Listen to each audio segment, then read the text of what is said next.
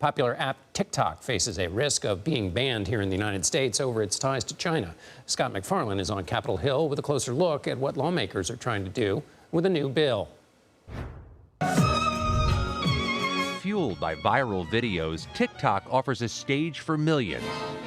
But soon, the curtain could be coming down, including for Kim Pham, who says she leans heavily on TikTok to lure customers. So follow us to come along on this journey. To her company in California.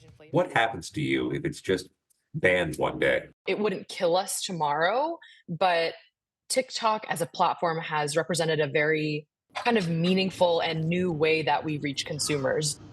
New legislation set for review by a U.S. House committee tomorrow requires TikTok to separate itself or divest from its Chinese-based owner, ByteDance, or risk a ban from app stores in the U.S. We implore ByteDance to sell TikTok so that its American users can enjoy their dance videos, their bad lip sync, everything else that goes along with TikTok.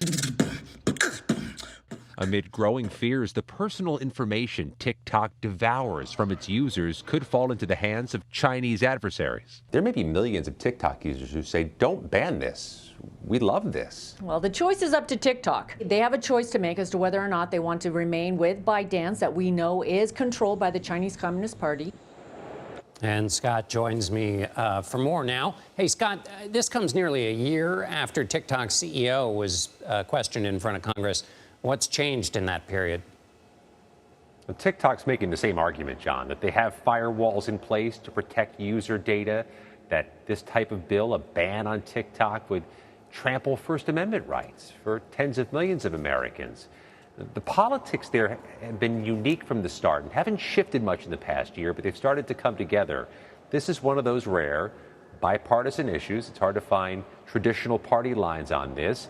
There's been a momentum that's been building steadily over the past year, but time is also running short. They've put this clock on TikTok if the bill were to pass, and if they waited much longer, this Congress would be over before that clock hit the zero mark.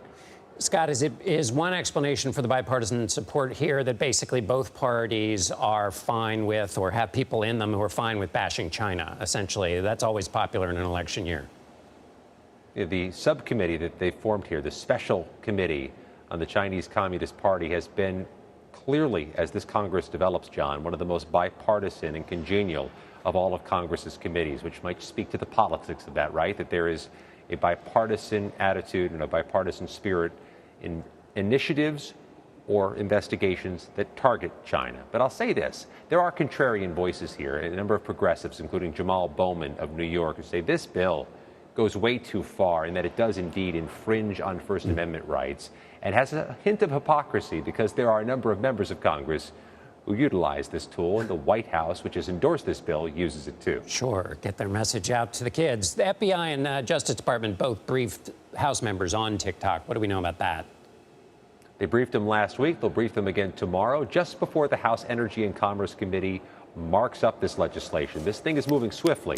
They introduced it yesterday. It goes to a markup tomorrow. There's a briefing for members in between, which gives you some indication that top officials in the Department of Justice have skin in the game here and have an interest in informing lawmakers about what's going on with TikTok, ByteDance, and China. There's a train moving down the tracks now on this, John, but in this Congress, every significant train has derailed.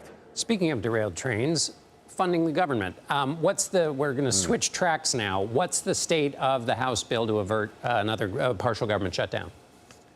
They have averted a shutdown for about 6 months with a fraction of the government, but they've set the table for doing the rest of the government later this month. But this is like the difference between golf and mini golf. They're playing mini golf here on little small courses, just trying to get the ball through the windmill.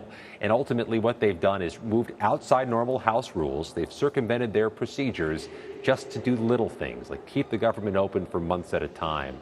There's still the prospect, John, of all this coming to a head again in September, just weeks before the election. Scott MacFarlane on Capitol Hill. Trains and versions of golf. Thank you, Scott. That was very helpful.